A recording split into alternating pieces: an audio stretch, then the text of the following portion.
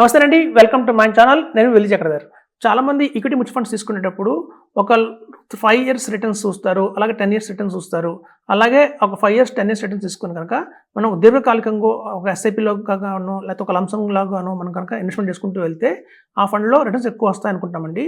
కానీ అలా కాదు. యాక్చువల్గా ఏంటంటే చూడాల్సిన మేజర్ పారామీటర్ ఏంటంటే ఇవాళ రేపు ఏదైనా ఫండ్ హౌస్లో ఏదైనా పర్టికులర్ ఫండ్లో కనుక వాల్యూమ్ ఆఫ్ ద ఏయూఎం అంటారు, అంటే అసెట్ అండర్ మేనేజ్మెంట్, అంటే ఆ పర్టికులర్ ఫండ్లో ఎంత ఏయూఎం ఉంది, ఎంత గ్రాస్ నెట్వర్త్ ఉందని చూడాలి. ఇప్పుడు చూడండి, చాలా ఫండ్స్ ఈ మధ్య రీసెంట్గా చూస్తే 1,00,000 దాటిపోతున్నాయండి, అంటే 1,00,000 కోట్లు దాటిపోతున్నాయి ఒక్కొక్క ఫండ్లో. అలాంటి ఫండ్లో చూస్తే కనుక మనకి రాబోయే రోజుల్లో రిటర్న్ తగ్గే అవకాశం చాలా ఉంది. మనం చూడండి, ఒక లాస్ట్ 20 ఇయర్స్లో రిటర్న్ ఇచ్చిన ఏ ఫండ్ అయినా తీసుకుంటే మనం అదే ఇవాళ 2025 నుంచి 2045 దాకా అలాంటి రిటర్న్ మనం కంటిన్యూగా వస్తుందా అంటే మాత్రం క్వశ్చన్ మార్కేనండి. అలాంటి రిటర్న్స్ అయితే రావు. ఎందుకంటే వాల్యూమ్స్ పెరుగుతున్న కొద్దీ ఫండ్లో రిటర్న్ తగ్గే ప్రమాదం అయితే ఉంది. మనకి తాత్కాలికంగా రిటర్న్ అయితే కనిపిస్తుంది కానీ అండి, రాబోయే రోజుల్లో ఏమవుతుందంటే ఇవాళ ₹1,00,000 ఏయూఎం ఉన్న ఫండ్ తీసుకుంటే అందులో కూడా మళ్ళీ ఎవ్రీ మంత్ కూడా 4,000 crores 5,000 crores కూడా మనకి యాడ్ అవుతున్నాయి ఎస్ఐపి రూపంలో.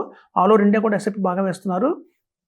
సో అట్లాంటి ఫండ్స్లో కనుక మనం తీసుకుంటే రాబోయే రోజుల్లో రిటర్న్ ఖచ్చితంగా కొంచెం తగ్గుతుందండి. కాబట్టి మీరు ఎప్పుడైనా చూడండి, వాల్యూమ్స్ చూడండి.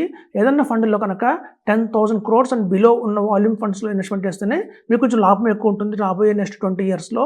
మనం చాలామంది చేసే పెద్ద పొరపాటు ఏంటంటే ఎస్ఐపి అనగానే ఒక 20 ఇయర్స్కి లేకపోతే ఒక 15 ఇయర్స్కి పెట్టేసుకుంటున్నాం. అలా కాదండి, ఎవ్రీ 5 ఇయర్స్కి కానివ్వండి, మినిమంగా 5 ఇయర్స్కి 10 ఇయర్స్ పెట్టుకోండి ఎస్ఐపి అనేది. ఒక 5 ఇయర్స్ తర్వాత మళ్ళీ మీరు చూడండి ఆ ఫండ్ బాగానే ఉందా లేదా అని. అప్పుడు కావాలంటే మళ్ళీ వేరే ఫండ్కి మనం స్విచ్ అవ్వడానికి ఈజీగా ఉంటుంది. ఎప్పుడు ఒకటే ఫండ్లో 20 ఇయర్స్ నేను కంటిన్యూ అవుతాను అనుకుంటే మాత్రం రిటర్న్స్ మీకు ఇలా పైకి వెళ్ళి మళ్ళీ పడిపోయే అవకాశం చాలా ఉంది. గతంలో మేము చాలా చూసాం. 1995లో కావచ్చు, ఏదైతే ఫండ్స్ స్టార్ట్ అయినాయో ఆ రోజు నెంబర్ 1 ఉన్న ఫండ్స్ ఇవాళ అసలు ఎవరు దాన్ని పట్టించుకోవట్లేదు. సో ఎప్పుడు కూడా ఫండ్స్ అనేవి మారిపోతూ ఉంటాయి ఎవ్రీ 10 ఇయర్స్కి కూడా. కాబట్టి మనం ఎప్పుడు లాంగ్ టర్మ్లో పెట్టుకుందాం ఒక ఫండ్లో అనుకుంటే మాత్రం కాదండి. ఎవ్రీ 3 ఇయర్స్కి కానీ 5 ఇయర్స్కి కానీ మనం చేంజ్ చేసుకుంటూ ఉండాలి. అయితే చేంజ్ చేసినప్పుడు ట్యాక్స్లు పడతాయి కదా అని చాలామంది భయపడుతుంటారు.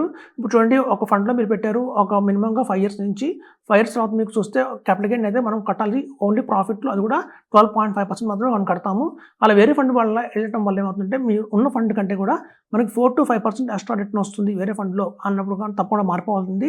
ఎందుకంటే మనకి ఫండ్ మేనేజర్లు మారిపోతున్నారు వాళ్ళ రేపు ఫ్రీక్వెంట్గా ఏమైనా గమనిస్తున్నాము. ఒక ఫండ్ హౌస్లో ఉన్న ఫండ్ మేనేజర్స్ అలా కన్సిస్టెంట్గా ఉండట్లేదు. వాళ్ళు వేరే ఫండ్కి వెళ్ళిపోగానే ఈ ఫండ్ పర్ఫార్మెన్స్ అనేది తగ్గడం మొదలుపెడుతున్నాయి. ఒకటి వాల్యూమ్స్ మెయిన్ చూసుకోవాలి, అలాగే ఫండ్ మేనేజర్ కూడా చూసుకోవాలి. సో కాబట్టి మనం ఎప్పుడు కూడా ఎస్ఐపి లాంగ్ టర్మ్లో చేయకండి. కేవలం 3 ఇయర్స్ 5 ఇయర్స్ హార్జన్నే పెట్టుకోండి ఎస్ఐపి. ఒకసారి టెన్యూర్ అయిపోయిన తర్వాత అందులోనే కంటిన్యూ చేద్దామా లేదా వేరే ఎస్ఐపి మారదామా అనే డెసిషన్ మనం ఈజీగా తీసుకోవచ్చు. ఇప్పుడు చూస్తే మీకు చూస్తే 1995 నుంచి 2005 దాకా ఫండ్స్ ఏవైతే ఉన్నాయో ఆ టైం ఫ్రేమ్లో ఇండియాలో వాటన్నిటి వాల్యూమ్స్ కూడా ఇవాళ 30,000 crores 40,000 crores దాకా వెళ్ళిపోయాయి. సో అలా 30,000 40,000 crores ఉన్న ఫండ్స్ మాత్రం చూస్తే రీసెంట్గా వచ్చే కొత్త ఫండ్స్ ఈజీగా బీట్ చేసుకోగలుగుతున్నాయి.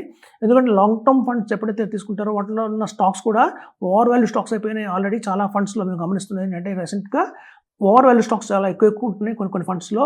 దానివల్ల మన రిటర్న్ కూడా తగ్గిపోతుంది. సో కాబట్టి మనం ఎప్పుడు కూడా ఆలోచించండి, ఎప్పుడు ఎస్ఐపీస్ లాంగ్ టర్మ్ పెట్టుకోకండి. కేవలం 3 ఇయర్స్ 5 ఇయర్స్ ఆర్జిన్ పెట్టుకోండి. మనం కావాలంటే ఫండ్ మార్చుకోవడానికి ఈజీగా ఉంటుంది. ఎప్పుడు ఒకటి ఫండ్ కంటిన్యూ చేయకండి. ఎప్పుడైతే వాల్యూమ్స్ పెరుగుతున్నాయి, అలాగే ఎక్కడైతే ఏ ఫండ్లో అయితే ఇండియా మొత్తం ఇన్వెస్ట్మెంట్ చేస్తున్నాయో కొన్ని ఫండ్స్ ఉంటాయి, చాలా పాపులర్ ఫండ్స్ అవి ఇండియాలో. అట్లాంటి ఫండ్స్లో మనమే కాదు ఆల్ ఓవర్ ఇండియా ఇన్వెస్ట్మెంట్ చేస్తాయి. అలా తద్వారా ఆ ఒక్కొక్క ఫండ్స్లో మీరు చూస్తే చాలా అమౌంట్స్ పెద్ద అమౌంట్స్ వస్తున్నాయి. సో మీకు అలా డైల్యూట్ అయిపోతుంది రిటర్న్ కాస్త. అప్పటికి ఫండ్ హౌసెస్ ఏం చేస్తున్నాయంటే లంసమ్గా యాక్సెప్ట్ చేయట్లేదు అట్లాంటి ఫండ్స్లో, కేవలం ఎస్ఐపి రూపంలోనే యాక్సెప్ట్ చేస్తున్నాం అంటున్నారు. సో అది కూడా గమనించాలి మనం. సో కాబట్టి ఏంటంటే ఏదైనా ఫండ్స్లో మాత్రం కార్పస్ ఎక్కువ అవుతున్నాయి అంటే మాత్రం మనం వెంటనే మారిపోవడం బెటర్. ఇప్పుడు చూడండి, ఓన్లీ 10,000 to 25,000 crores ఉన్న మధ్యలో తీసుకున్న ఫండ్స్ తీసుకోవచ్చు, లేదా బిలో 10,000 crores ఉన్న ఫండ్స్ తీసుకోవచ్చు. ఈ మధ్య వస్తున్న కొత్త ఫండ్ హౌసెస్ లైక్ అబాకస్ కావచ్చు, అలాగే మీరు చూస్తే కొత్తగా రాబోతున్నాయి, ఇంకా చాలా మంచి ఫండ్ హౌసెస్ రాబోతున్నాయి. సో ఇట్లాంటి వాటికి కూడా మనం ఏవైతే మన దగ్గర ఉన్న అన్ని ఫండ్స్లో కూడా తీసుకుంటే లోయెస్ట్ పర్ఫార్మెన్స్ ఉన్న ఫండ్ ఏదైతే ఉంటుందో దాన్ని ఇప్పుడు వస్తున్న కొత్త ఫండ్స్కి మనం స్విచ్ కూడా అయిపోవచ్చు. అలా అయిపోవడం వల్ల రిటర్న్ అయితే మనం కాపాడుకునే అవుతుందని చెప్తున్నాను. Thank you.